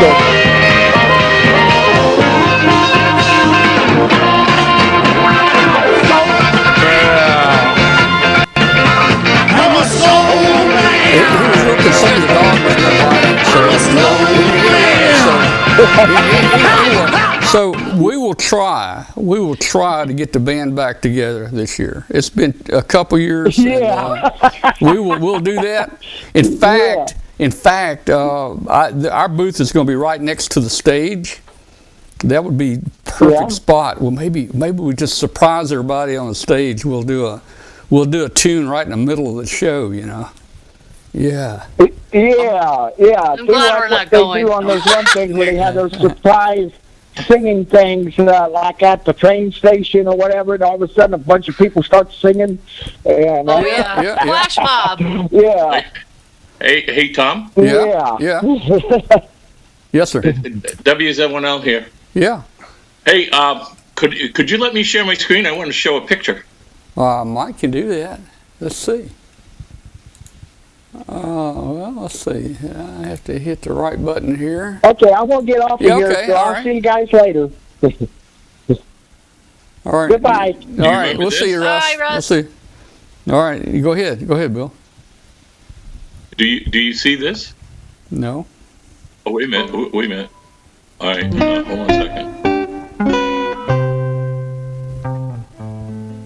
I forget where I'm doing things here. I use this all the time, and yet I don't share this. All right. So if I click here, and I want that, and I want to share that. There we go. All right. You remember this? All I'm seeing now, Bill, is your password. Wait a minute, that's the combination of my luggage. Yeah. Well, I mean, this is the only time that I made it to Huntsville. I wanted to share it. All right. I've got a black We're not screen. seeing it. Yeah. It says. There we go. There it is. There it is, right there. All right. There's some of the crazies right there. You got some crazies. Let me get this out of the way here. There we go. Yeah. We converged upon them. All right. Yep. Well, and how about that kid that He won the what was it, 7610. Oh yeah. That was 2 years ago. Yeah, the miracle of that is that kid beat out both Tom and Joe for that radio. Oh man, I put a lot of tickets in. Yeah. I put a lot of tickets in for that. But that's how okay. did he beat Joe though? That's Good okay. luck.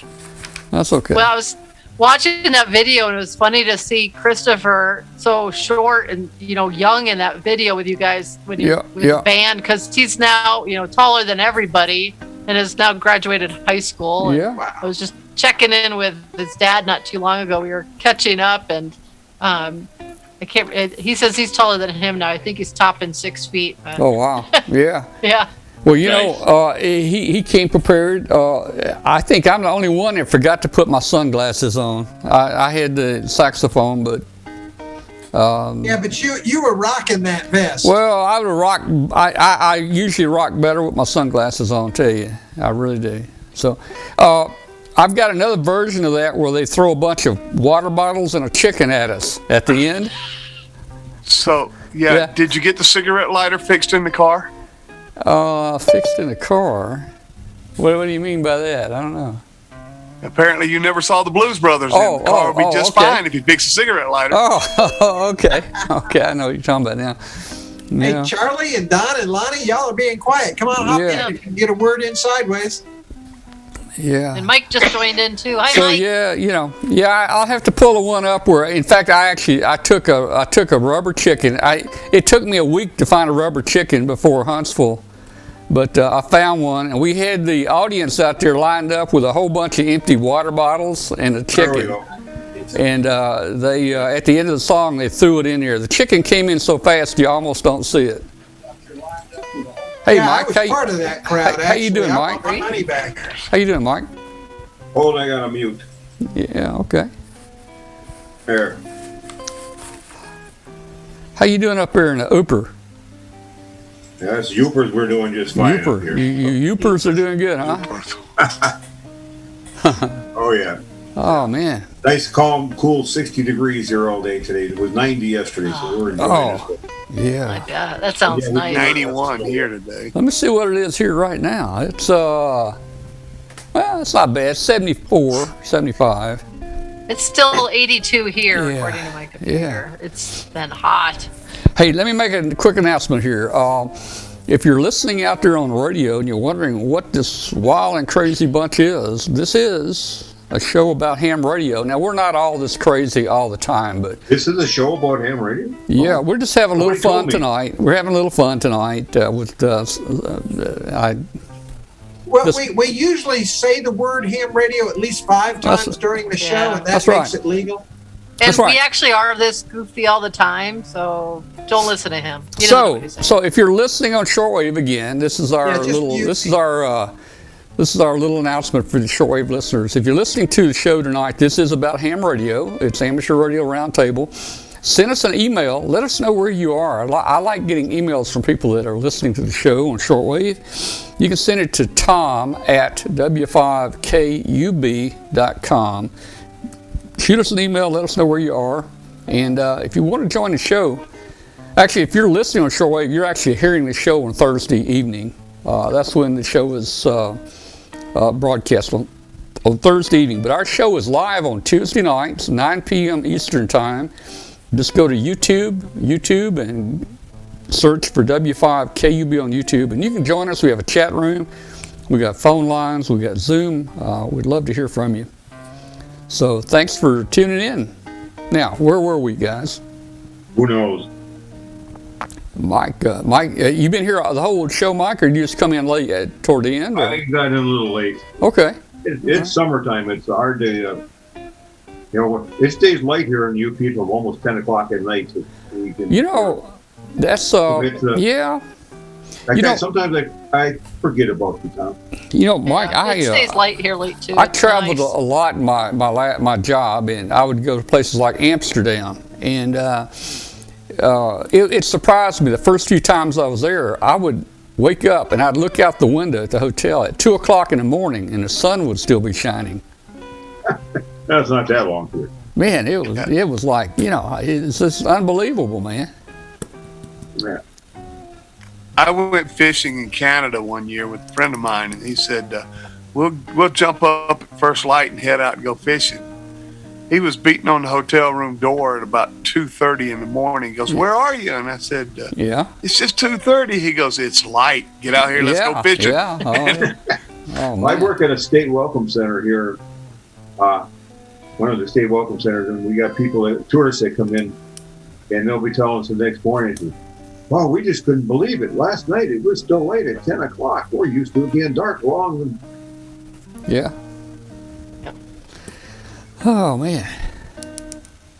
Hey guys, we got a few chores to. Speaking of Okay. light, I gotta take care of my gardens and things and hide my flowers. You don't have to from my run deer, just because I so- came in. Go right ahead, Katie. Yeah, you didn't have to Well, run. yeah, 'cause I Mike, came that in. is true. No. Go ahead, Katie. Hi, Mike. Bye, Mike. No. And take care of that. And let's see. Did I? We'll be back see. next week. Yeah. And you just reminded me. You I can have a few things to do. Yeah, Yeah. you're gonna be busy too. And for those people who are wondering why I'm not on the radio, 80 and 160 aren't open till long after the show is closed for me now. So, Oh. as wintertime rolls around, you'll probably see more of the back of my head than you do now. So, All You can right. watch the progress of his ponytail. yeah. All right. All right, guys. See you, Have a great Katie. night. Oh, we'll We'll see see you. you Has Glenn already left us? Glenn? No, Glenn, Glenn's there. Glenn's there. he's No, still, Katie's still leaving, so here. he's I still, haven't muted him. yeah, she's leaving, so she won't be able to mute you. Yeah, Glenn- the Glenn's problem is doing- I'm about to go mute myself. It's Yeah. we're going on like 16 hours awake now. Oh, Yeah, you need to go to gee, sleep. man. Yeah, go to All right. sleep. You're Bye, getting guys. sleepy. We will see you all next Good night, week, I Katie. hope. Yeah. Good night. All right, guys. Well, don't I'm forget. gonna check out also. Okay. Good night, everybody. Great seeing some of the folks that I've Very seen good, on Bill. the on the little side chat. So we'll see you next week. Okay, Bill. Thanks for joining us here, man. And I'm gonna be over North Carolina way late September. I'm going to the Sevierville Hamfest, September 25th, and then after that, we're gonna go over to Tuckasegee. Be kind of over in your neighborhood, I think. 73. We'll see you later, man. So, let's see. Just remind everybody again, we got Huntsville Hamfest coming up August the 20th and 21st, I think. And then we got Yeah, the that sounds about right. East Tennessee Hamfest. It's the new Hamfest, September 25th. Oh, I am so looking forward to Hamfest. I've got 2.5 years worth of stuff I need to sell so I can buy new stuff. That sounds like everybody. Our one UP Hamfest they canceled last year, and they didn't think they'd have it this year. But about a month ago, a group of guys got together over in Delta County, and they couldn't go to the same place they've been going to, but they threw one together. So we already got people in their campers coming and internet. So everybody's just waiting to get into them. Well, and I'm waiting. I want to buy me something new, man. I want something new to play with. I don't care if it's a 1938 radio. It'll be new to me. I want something. I want to do something different. And speaking of doing something different. Glenn, speaking of something different, I want to have the show every week to try to do a little electronic project. But one of the things I'd like to do and get going again is maybe the 630 meter band, 450 kc, 470 kc, somewhere in that area. There's people out there now that have worked, they're working all states on that 630 meter band now. But I'm not sure your 10 milliwatts is going to get you very far down there. You're allowed to run. I will tell you. What was that, Bill? I've been working 22 meters. Yeah, recently. 22 or 2200? 22 meters, which is 13.55. Oh, yeah, okay. So you're talking about the loafer band. Yeah. This is called the Heifer band, H-I-F-E-R. There's also a 2200 meter band. I'm not going to attempt that. That's pushing it.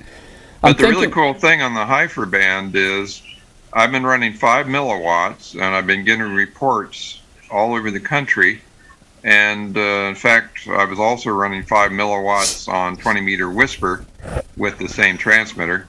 Yeah. It hops to 20-meter whisper, then it hops to the 22 meters and sends whisper there. And I had a report from Australia on that just recently, but it's a really cool band, and I've been having a lot of fun with that. And it's license free, but you have to limit your transmit power. It's a combination of your antenna and your power, but if you feed 5 milliwatts into a vertical or a dipole, you're pretty much within the FAA limits for the license-free segment. It's 14 kc, 14 kilohertz wide. Yeah, the 630 meter band is like 7 kc wide, and you can run. You're only allowed to run 5 watts ERP, but I'm going to send you a link to all of those bands. There's but listen to this. And a website for those. Okay. LWCA.net. All right, but listen to this. You can only run 5 watts ERP, or your transmitter can run 500 watts. You mean I can't run my 8 or 11H on it? You can run your transmitter can run up to 500 watts as long as your ERP is 5 watts or less coming out the antenna. That's the rules. Translation: you have to key with a light bulb. I don't know, but that might be interesting. You know, I've been looking for something new and different to do. Or what Gordon West used to do, he used to transmit with a pickle. He'd put nails in a 110 volt line and with a key and stick them in a pickle and dim the lights in the room, and he'd start transmitting with his Morse code key, sending bursts of 110 volts into a big old gherkin pickle. And it actually was sending spark gap because it would glow and light, and he had an AM radio across the room, and you could hear the spark gap he was transmitting. And then the end result, it smelled like fried pickles. I was just going to say, didn't it start to smoke? You know, there was also a one-way VFO if you kept trimming the pickle shorter. Hey, that reminds me that in Dayton many years ago, we used to, we camped outside and we had hot dogs. And we finally figured out the best way to cook those hot dogs is something like on a George Foreman grill. One time I tried a little camp stove, and we actually caught our rug on fire. Now, if anybody from Hamfest is listening, I'll deny this, but we actually caught our rug. We had a rug in our tent. We actually the gas dripped and the rug caught on fire. But anyway, we had a fire extinguisher and we put it out. But so one year we even tried to electrocute the hot dogs. We had the prongs. We had, I think, 4 prongs on each side hooked to 110, and we'd put 4 hot dogs on there. And I had one of these little 800 watt to 1,000 watt generators, and 4 hot dogs would pull that generator, that 800 watt generator, down to just where it wouldn't almost run, man. They conducted. So, I don't know. G'day, Tom. This is Mike BK2EMK calling from Australia. Who we got on the telephone? Let's see if we got somebody. Let me turn the volume up here. Somebody new on the phone? Yeah, this is Mike. Mike. BK2EMK from Australia. Mike, have you been waiting a long time? I've not been looking at the phone. I'm sorry. That's okay. I've been laughing at the goings on. Yeah, well, talking about cooking hot dogs on the electric inverted commas forks. I did that with 4 hot dogs and 240 volts. I was going to say you guys have more voltage. You have more voltage down there than we're accustomed to here. Yeah. Yeah, we got 240 out of the mains here. Yeah. And 240 volts cooks 4 hot dogs. The 120 just did not. It was not a very good. It was not a very good hot dog cooker. It it wasn't good. Yeah, the only problem is with the 220, it's you only get them well done or super well done. Yeah. Yeah, or a bird offering. Yeah. Well, you could. Hey, you know what you could do? You could actually put you a light bulb, like a 110 volt bulb. You could put it in series, on one of the lines, and you could actually have multiple light bulbs with a switch there.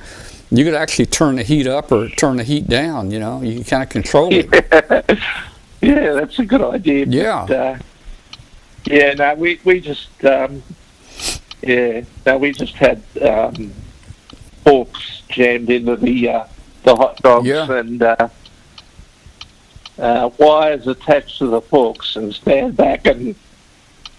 Well, hey, Mark Pupo in the chat room has a suggestion. I didn't think about this, but just hook all the hot dogs in series. We could have built our little deal up where we had 4 hot dogs in series, and it probably, it might have cooked better. I don't know. Anyway, we found out, hey, the little George Foreman grill was perfect, man.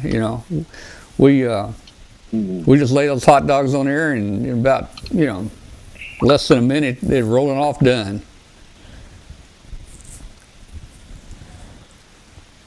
Yeah. Yeah. Anyway, I'll leave you go. I might join you on Zoom if I can get the computer started in time. All right. Well, you don't have to rush off here, man. Things are slowing down. It looks like we've got people going to sleep on us on Zoom, and the phone calls have slacked off. So we got about 12 more minutes before the show ends, before our time on shortwave ends. So. We got that long? We got to stay on here? We got to stay on here 12 more minutes, you got to fill time. I'm going to sleep, so we'll see y'all next time. Okay, all right, Glenn. We'll see you. Good night. Good night, Glenn. Good night, Glenn. All right. Oh, man. 200 watts per hot dog. Let me turn that. We lost our phone call. I got to figure some way to turn that music off, but that's the only way I know that somebody's on the phone. All right, well, again, here's our project for next week, right there. That's the whole radio right there. We're gonna make a contact with it, right there. And what frequency was the 2200 meter band? 2200? I don't know the 2200. The 630 kilohertz. The 630 meter band is like 470 kilohertz. So that's 130. Yeah, it's down about 130. Yeah. 130 kilohertz. Okay. Yeah, about 130.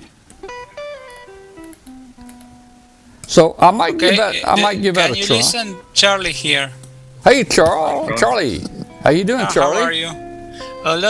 Sorry for not coming on earlier. That's okay. I was just listening to you guys because I was doing some things here in the computer. Yeah. I don't have a camera here, so I cannot turn it on, of course. Well, I thought it was dark there. Yeah. Yeah, no. Well, it's cold also. You're all talking about summer, but it's cold over here. Oh, that's right. Yeah. Yes. Was it from Australia? What's his name? He's also in winter supposedly. Yeah. But they never have winter in Australia. They have like summer and very hot summer. Yeah, yeah. We have winter in the UP. Yeah. Yes. Yes. The problem here is that we temperatures are not very cold in Uruguay, but it's not a country that it's prepared for very cold weather. Yeah. So when temperature goes a little bit low, everybody gets a lot of cold. Well, so it depends on where you live, Charlie. Are you below the southern hemisphere? I'm in the southern, of course, Uruguay. Okay, because why I ask is, I spent Christmas 2 years in Perth, Australia, and let me tell you, it was 43, 45 degrees Celsius there. Yeah. In December. Yes. My friends in Australia are complaining about the rain. I mean, torrential rain, they said. We always have, of course, Christmas in summer here, and it's incredible because we have all these European,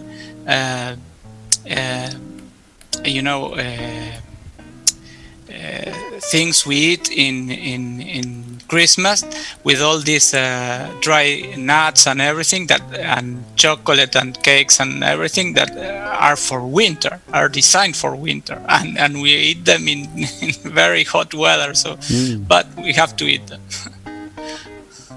So, I don't know. I need to go, and I just wanted to say hello Charlie, and bye to all. Thank you for tuning in from Uruguay. You're here almost every week. We really appreciate you you joining us every week. I've always liked joining in. About the balloon question, I think using a current balloon always, it's not a bad idea, and you have to add to that a voltage balloon if you need, like if you have to transform impedances, like in your case from 2 to 1. But I think that's why you have in your balloon the 2 balloons into 1. It's a voltage and a current balloon for the for the common mode. So that's what I would do. We had a product that was sent to us years ago for review that was a perfect balun, and it was supposed to match all bands 1-to-1 SWR. And when we tested it, and sure enough, it was perfect, 1-to-1 on 80 meters, 40 meters, all the way up to 10 meters. It was perfect. It's called a dummy load. And then, but it was all potted into a case with potting material, so you couldn't see what was inside.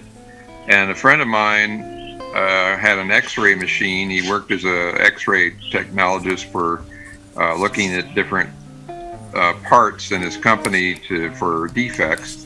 And so we put that in there, and sure enough, it looked very strange. So we chipped away at the potting material to uncover this mystery component, and it turned out to be a 200 watt 50 ohm resistor.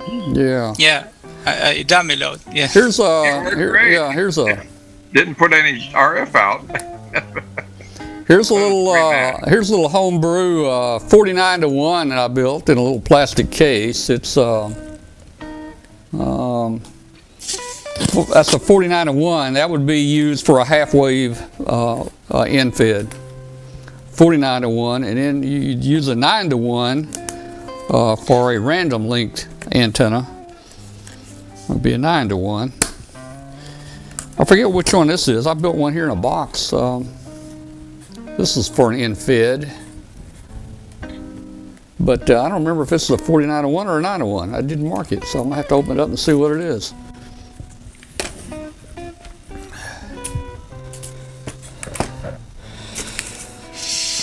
All right,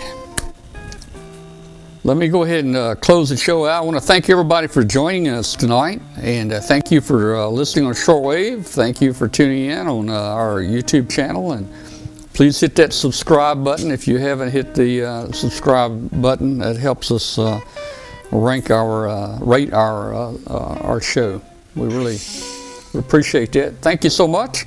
We're on every Tuesday night. Please join us. Don't forget about our 40-meter net. 40-meter net's every Tuesday at 5:30 p.m. Central Time. We're on 7180. Lately, the bands have not been very good. If you got any ideas about any little projects or anything you'd like to see on the show, give us a call. If you'd like to come on the show and present something or show us something, shoot me an email. So we'll say 73 and goodbye to everybody out there. I'm going to take the phone lines off the screen here as we start shutting down.